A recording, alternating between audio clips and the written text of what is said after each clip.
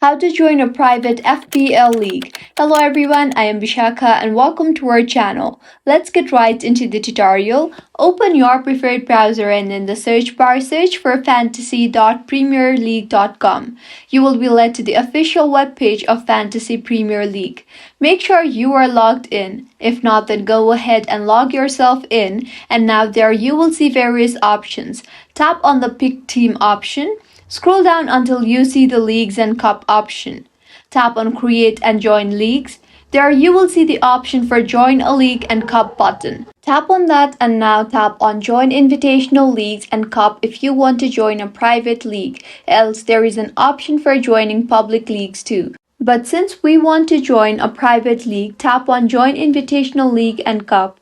Now enter the code of your league and tap on Join League, and with this you will be joined to Private Fantasy Premier League. If you find this tutorial helpful, do subscribe to our channel. Thank you for staying with us until the end.